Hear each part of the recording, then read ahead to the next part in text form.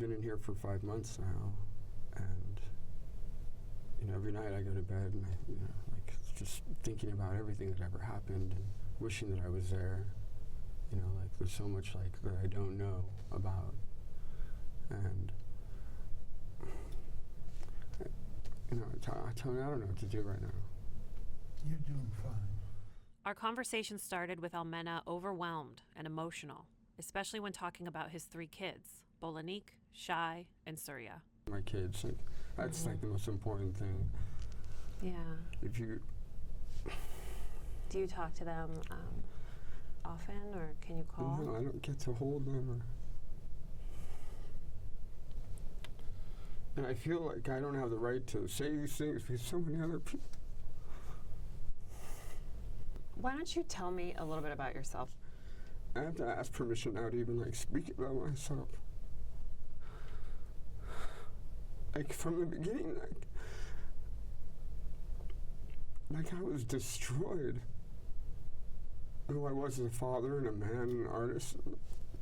And so I reduced myself to the most humble existence to just get through this.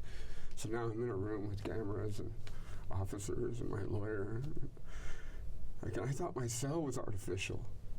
And that's become my home now. I can't wait to get back into my cell under my blanket with my book. Who am I?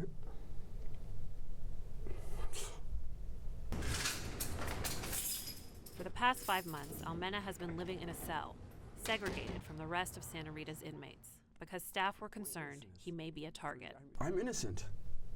And I'm going to be in here for 2 years. So for 2 years, I could teach. I could teach art, I could teach culture, I could share my stories, but I can't, I'm not allowed. And this is like most people I've been around, this is I don't even know how they're even allowing me to be this free right now. The only time I'm touched is when a deputy touches my hand to put a handcuff on. I mean, can you imagine that? But it's and then I go back to, it's not about me. I know why I'm here. I understand why I'm here, but I shouldn't be here. Do you understand? Tell me more about that. I understand. I mean, there's a massive loss of life. You understand that the public perception is that you're to blame for those 36 deaths, and that some public perception is that you don't understand that. But from what you're telling me, it sounds like you get it. You get why you're going through this process. I don't get that. You don't get it. I see this as being a very modern problem. The media, there was Facebook and all these different little things, I don't even know what they're called anymore, the heckling and the bickering percolated to such a degree that the media was at such a loss of true information and understanding, and rather doing their job, they just harvested the ill cream off the top of the media, of the internet, of all of that, and presented that as a story. This was I think one of this case should be studied in journalism and politics and whatever classes in school, because of that dynamic that it's affecting my life and my children to the degree that Derick Almena is guilty with 36 tally marks is being now printed in magazines and websites all over the world, and pictures of me alongside of David Koresh, Charles Manson, and Jim Jones, and taking a word from a poem and comparing it to a word that Charles Manson used 40 years ago. Come on, it's disgusting. I was designed to be this guy right now. Almena, his wife Micah, and their 3 kids stayed at a hotel the night of the party. After learning of the fire, he posted a Facebook message saying, "Everything I worked so hard for is gone." It quickly garnered thousands of comments and criticism from those who found it insensitive. And I just wanted to make sure that the world knew that the kids were safe. So all I said was, you know what I said. Everybody knows what I said at this point. Mm-hmm. And I didn't know anybody had perished until 3 o'clock in the morning. Then Bob calls me and says, "It's true, man. I had him and I was holding him and I lost him, man." Because Daryl was just stay where you're at. He's very protective of me. Just stay where you're at. Because he figured the media and the police and people angry at me, just you don't want to bring your kids here. There's nothing to come back to.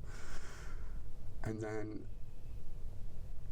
I said, Bob, what can I do right now? I'm going to come there. And he's like, okay, the Red Cross is waiting for you. And as soon as I got there, I met with them, gave them all the names, and I drew maps for the ATF and the sheriffs, and like try to get all the information I could about the space.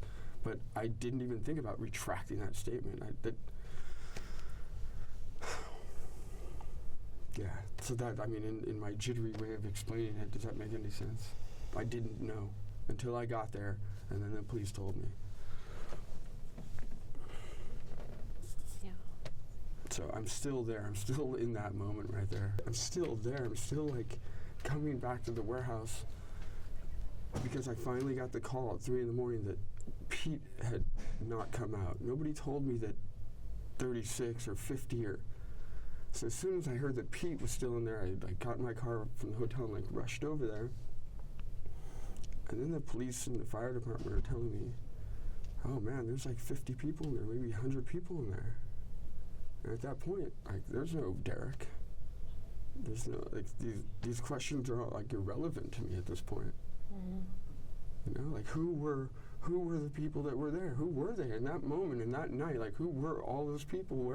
What faces? Like, what children and friends and lovers, and like in my mind, like the dreams that I have now, because I can sleep like 18, 20 hours a day and I really go deep now, you know.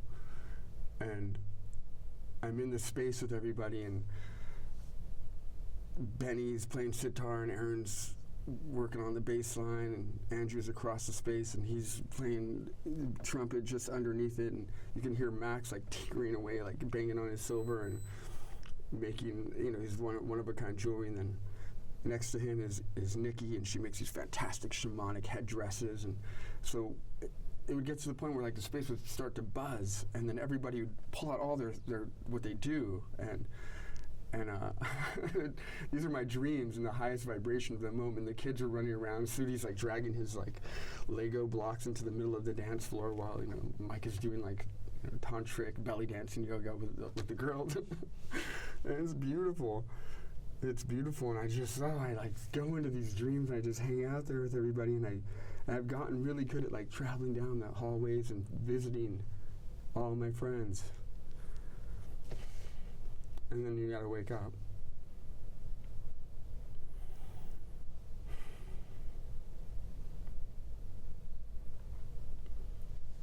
And when you wake up, I'm sorry for cussing, but man, when you wake up and it's a cell,